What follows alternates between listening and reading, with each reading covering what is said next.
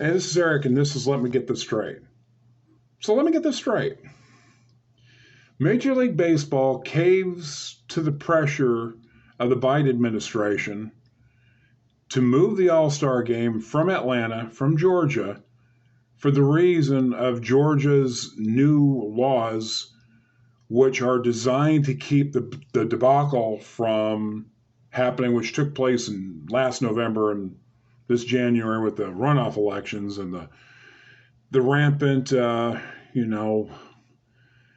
mail-in voting and everything else and all that transpired with it.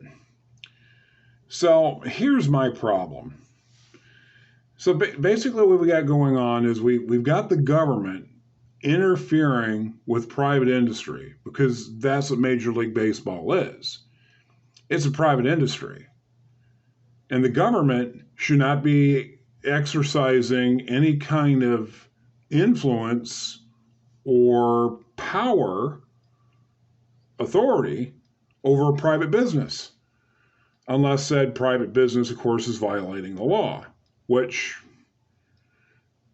then in that case, then, applicable regulation would be applied and implemented and enforced. But this isn't the situation with this. The Biden administration did not like the optics and, the optics of the Georgia the legislature passing these measures for the sake that it seems to make what took place last November illegitimate. Because it's because of what took place last November that the Georgia state legislature passed these measures. So that kind of looks bad for last year's election and its result.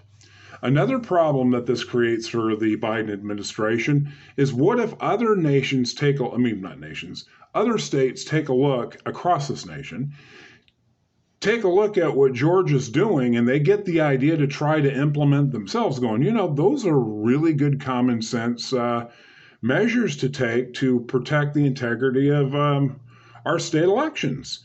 So maybe we should try it.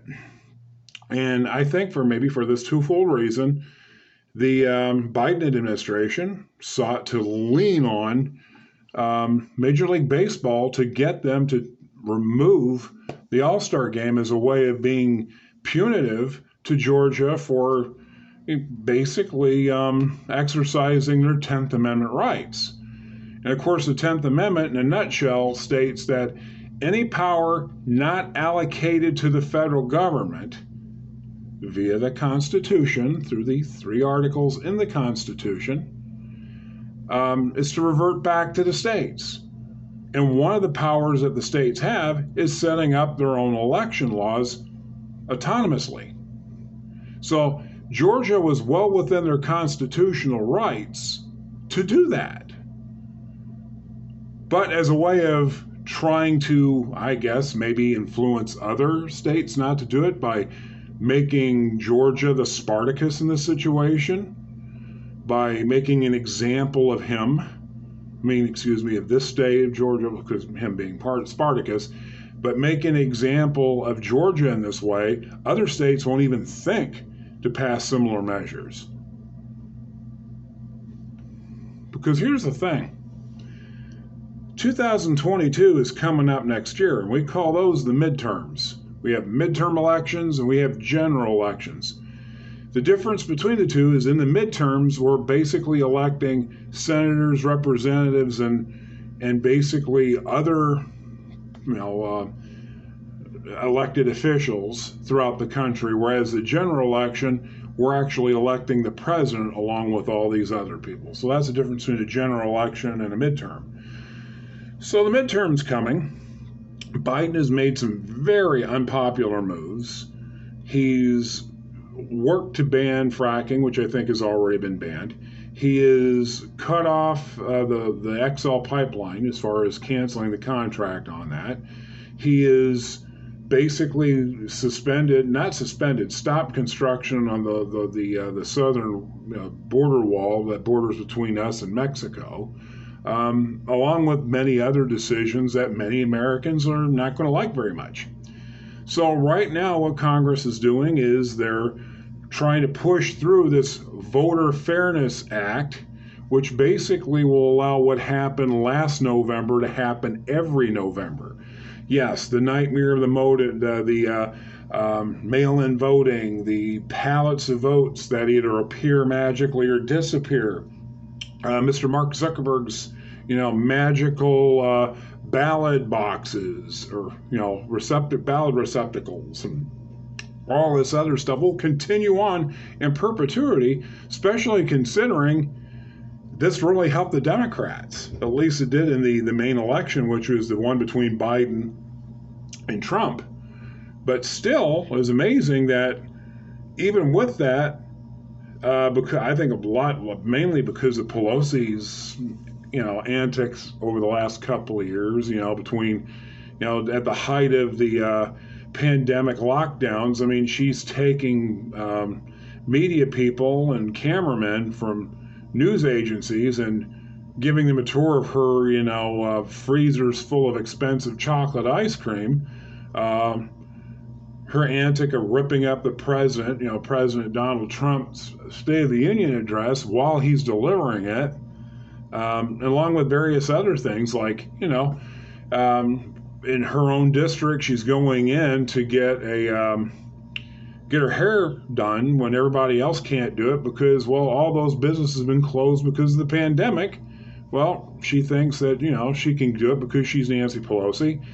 And when the video gets out of her doing it, she basically excoriates and tries to crucify the owner of the salon. Rather than saying, okay, yeah, I tried to get by with something, maybe I shouldn't. No, you blame the other person. So for these reasons, the midterms, the election didn't go well for the House of Representatives. The Democrats lost a good deal of the seats that they had, which constituted a supermajority. Now they've got barely a majority, but between 8 and 9 seats in the House. That's the reason why they've been having a cow over the Iowa election, just simply because, that's one more seat that they could potentially lose, if that makes sense.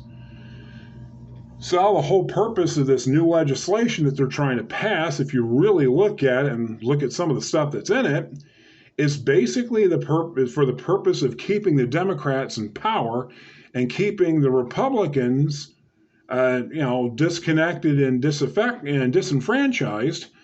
Because if people are allowed to, vote unchecked, really have a right to vote, without being altered, without being jury-rigged or anything else like that, I think Pelosi is afraid that she would lose her majority in the House of Representatives. And I think a couple of more seats in the Senate would flop. So that's why they're trying like heck this year to get this new law passed so they can have all the infrastructure for it in place for the midterms so they can maintain and accentuate their control in the House and the Senate. That's just my opinion based upon what I've been observing. If you don't believe me, please feel free to do your own research because that's all I want people to do. I want you to do your own research. I want you to do your own diligence. I don't want you to take my word for it. I don't want you to take their word for it. I want you to do your own. I want you to be like a Berean, in the book of Acts. The book of Acts talks of a place called Berea where people were noble and they gave Paul, the Apostle Paul, a sound hearing when he's preaching about Jesus. But they also went home and they looked in their own scrolls and their own scriptures and did their own research in the Old Testament to make sure that Paul was telling the truth. And that's it. All I'm trying to do is elicit people to thinking, get people researching, get people digging. And that's what I'd like you to do. I'd like you don't take my word for it, do your own digging. And then you can put those observations here in the contact, the comment section. I'd love to interact with you. So there we go. We got the government trying to strong arm the private sector, such as what we were able to do with Major League Baseball. We got the Democrats trying to maintain the same chaos which existed in last year's election so they can maintain power. And we got the American people who more and more, if we don't act, are going to be on the outside looking in on the system, because there's a lot of people that would like all of us to just give up and get discouraged and throw our hands up in the air. And believe me, that's what they want. We need to understand what these people really want. First of all, they want us divided among racial, socioeconomic, and gender and sexual orientation, and every other line they could have us divided. Because if they could put us in little groups and get us like separated from the fact that we are all Americans, well, ruling over us is going to be a whole heck of a lot easier. Remember the concept of divide and conquer. When Sherman marched to the sea through Georgia, he divided the northern part of the Confederacy from the southern part of the Confederacy, which made them easier to basically defeat, because it wasn't one united Confederacy because of that line that he drove right into the South through his march to the sea. It's no different here. They're trying to drive lines of demarcation in between each of us so we go at each other, because they want class warfare. They want racial disharmony. They want gender clashes. They want sexual orientation confusion and chaos. Because if they could get us to identify as tiny little segments instead of what we are, Americans, then they win. That's how all totalitarian regimes do it. They divided people. They found a group of people and say, these people are the problem. That's what Adolf Hitler did with the Jews. Oh, these are your problem. Okay, they were good German citizens. Those Jewish people consider themselves Germans. But he did this. He divided them.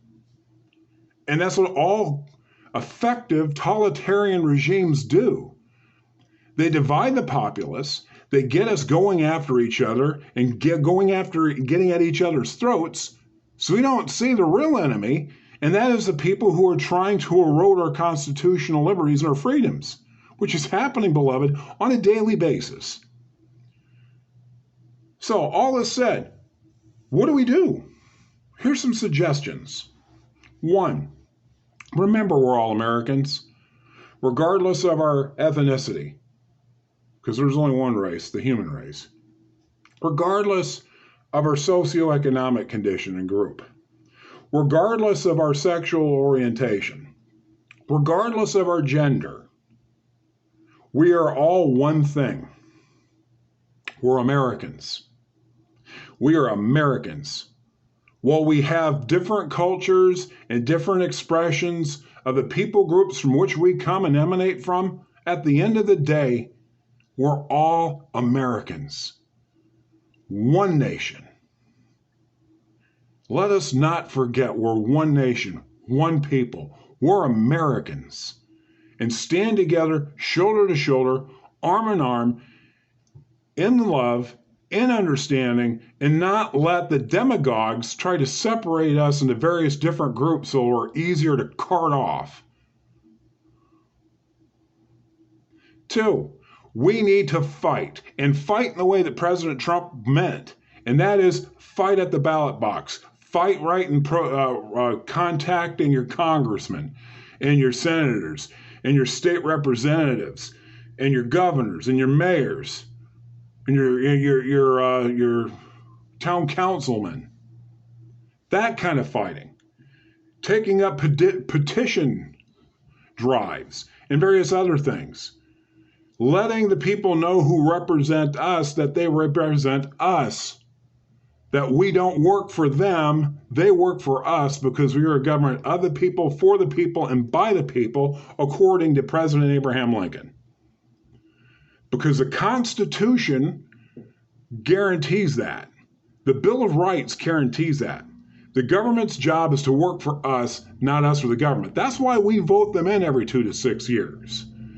They're employed by us. Our tax dollars pay those people. They're not paying us. We're paying them. And they need to start remembering that, because a lot of them, especially the ones that have been in the Beltway for decades, are forgetting that they are our employees. Just saying. Another thing we need to do is we need to not take people's word for it. Not CNN, not Fox, not Headline News, not ABC, NBC, CBS, you name it. Not Newsmax, not Weekly Standard. But do our own research, do our own due diligence, do our own looking around, kick the tires of something. There's nothing wrong. But 1 Thessalonians chapter 5 tells us test everything. And God, believe it or not, God also meant this. When God said test everything in 1 Thessalonians, or the Apostle Paul, he didn't say everything but the Bible. He said test this too. Because God knows that though refined by fire,